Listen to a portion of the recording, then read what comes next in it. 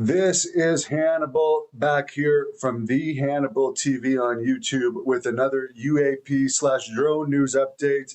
The biggest update of the day so far is several townships in New Jersey, 4 overall, have been declared, quote, national defense drone bans. And the FAA has issued a statement saying that anyone flying drones in these 4 townships will be prosecuted and deadly force will be used against the drones, I guess. So some of these don't seem to be big enough to possibly be manned. So I guess deadly force could be used if somebody's inside of them. Apparently the FBI now has more than 6,000 tips. Of course, a lot of these things could for one thing be actual first responder drones and military drones responding to the UAP or mystery drones in the area. It's not necessarily just the UAP drones, and some of these tips are multiple people reporting the same thing. There is a percentage of these tips that they have no idea what the things are. Apparently, laser strikes against pilots have increased 20%, and that's of people shining lasers at airplanes, which can be blinding to pilots and is actually illegal. But again, with everything going on and the lack of honest response from the government, people are taking this into their own hands to try and figure out what these are. There was a bill shot down yesterday that wanted to have all law enforcement levels to have the authority to deal with the drones. Apparently, they don't want that to happen. And the reason being given is a privacy issue, despite the bill being supported. The government might not have the tools to take these drones down at this point, as far as the actual mystery drones. A lot of IT engineers are saying that. Science and tech writer Patrick Tucker says it's easy to defend military bases from drones as far as shooting them down in theory. But shooting them down over civilian areas is a lot more complicated. There's a lot more rules involved. It seems highly credible right now that these may not be a foreign threat, according to that same tech writer. The U.S. is at this point still denying that there's any relationship between the New Jersey drones and the drones / UAP that were seen by the pilots in Oregon last week, which were highly credible drones. I mean, these incursions have been happening at bases all over the U.S. right now, as well as joint U.S. bases in other countries, such as apparently Guam, Germany, and the UK. Retired Marine Colonel Mark Cantillon said a lot of this is likely related to defense activities. He says the threat is not imaginary. Even if there's a lot of civilians flying stuff around the skies, there's still other unexplained stuff that is a threat, and a likelihood of a crash could be possible if these drones or UAP are not following proper protocol. Combat veteran has weighed in on this, saying that the government is saying there's a quote unquote limited number of sightings over military installations, and they're really putting focus on a limited number, but they're not saying what does that limited number mean? What would be considered a large number? What's limited? I mean, we've heard there's probably been at least 15 to 20 overall in the U.S. alone. Probably, I would say, in the last month, I would say, from what's being reported, there's been at least 25 military site incursions of these drones. So is that a limited number? What is that being compared to? What would be considered a large number? Thousands? Naval Weapons Station Earl seems to contain nuclear bunkers if you actually look at it on Google Maps. And that's one of the stations where there's been at least 2 incursions. And that's right beside Trump National Golf Court, owned by the president-elect. There's been a lot of sightings along the seaboard. A lot of people are saying these things are coming from the ocean. There's a lot. The military veteran that was talking about this is saying there would be a lot less confusion among different levels of government if these were this was a weapons of mass destruction issue, although it could be.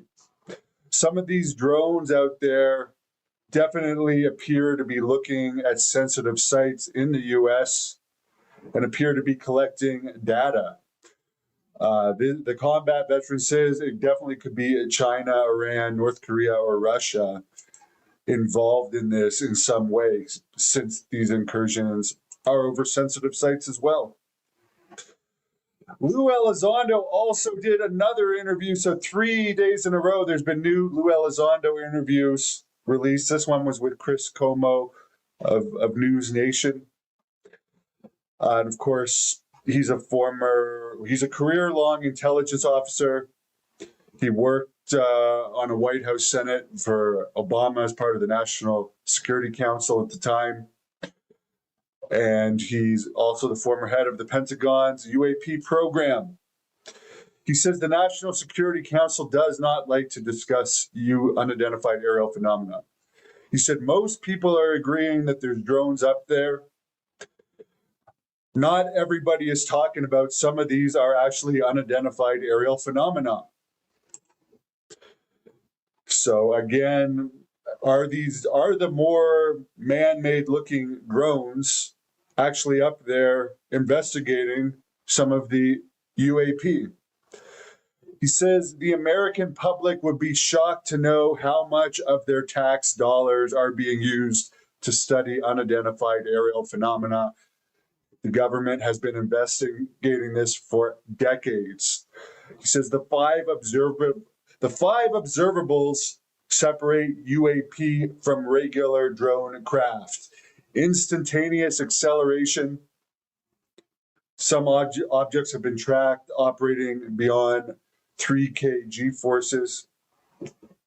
Hypersonic velocity in some of these have been seen going 5 times the speed of sound and turning on a dime, 1,300 miles an hour. Low observability, aka stealth mode. Trans-medium travel is another one, moving in the air, space, and underwater. He doesn't believe there's good coordination being taken by the US government at this point. A lot of these drones are being seen flying at night, which is unusual because it's more difficult to fly drones at night. So that is suspicious. Some of these are large enough that there's no way these are commercial or civilian. They would have to be at least government sponsored to fly these and have to have huge batteries to be able to, some of them stay up for 5 to 12 hours at a time. Again, some of them are apparently the size of large SUVs and buses. He says if they are drones, foreign adversarial drones, although would be difficult, could be a possibility. He believes the drone sightings themselves, if they are ours, could be a response to a weapons of mass destruction threat, that they would likely send drones and helicopters to see what's going on if there was such a threat. Some of these drones might have electronic capabilities to sniff out chemical or biological weapons. There should be more interactivity with law enforcement if this was the case, that this was a response to weapons of mass destruction. As far as the alien scenario goes, he says, as far as them being UAP, possibly coming from visitors, he says, some of these drones are silent. Some of these drones are the size of school buses with unusual light patterns. Some are coming out of the water, zipping away at fantastic speeds. And he does believe some of the actual drones that look more like drones rather than UAPs could be responding to UAPs, or they are purposely sending these in the area where UAPs are being sighted as a confusion tactic. He says there has been footage out there, and I've seen some of this, and this is civilian footage that's out there of traditional drones that appear to be trying to shoot down a quote unquote big set of lights or orb drones. And it appears that the more unconventional UAP drones are actually shooting down or disabling the regular drones from the footage that's out there, whether it's real footage or not. That's what it appears to be showing. He also says this could be a government contractor doing this for another government, which of course would be violating laws. He says what some of the things drones can do that would be nefarious would be to drop chemicals over highly populated areas. And again, if the government is actually saying they don't know what they are, but they're not a threat, Lou is basically saying, how do you know they're not just scouting an area before doing something like that? Because that could very well be the case. He says Jack Kirby, a Pentagon spokesperson who's been saying there's nothing to worry about here, these are all civilian or commercial. He says as a Navy admiral, as a former Navy admiral, to say that these things are civilian, commercial, or just misidentifying stars is irresponsible. Because yes, while some of it could be that, it's clearly not all of it, because we have first responders and former and current government officials saying that these more unusual ones are going on. By the way, I am going to be interviewing one of the New Jersey mayors today. He says, as far as the people saying, why New Jersey? If you're going to hit somewhere of all places, why would there be this condensed activity in New Jersey? It's because there's a lot of sensitive infrastructure there.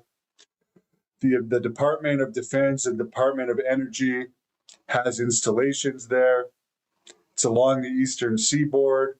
There's several major airports. There's critical communications infrastructures there as well.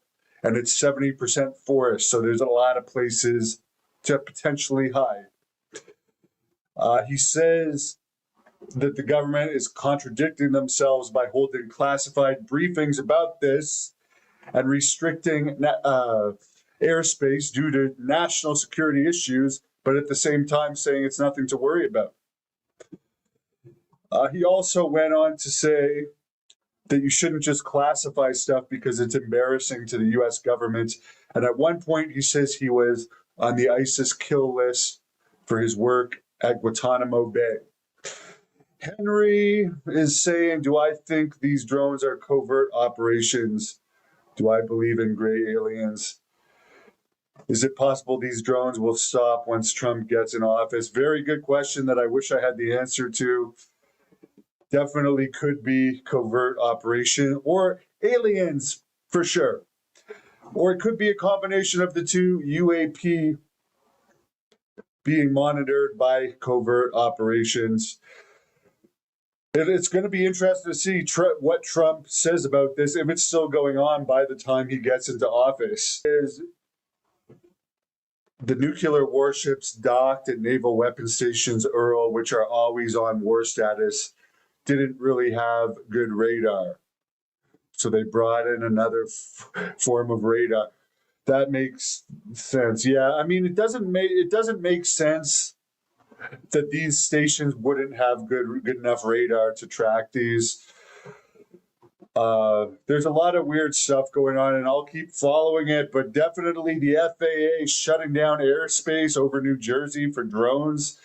That's a sign that something nefarious is going on, and that President Biden did not tell the truth yesterday in that bizarre statement he made wearing this outfit.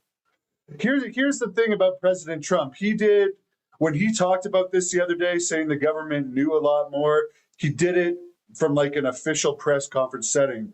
Why did Biden do his press conference looking like this, pretty much unrecognizable with background sound? Very, very bizarre.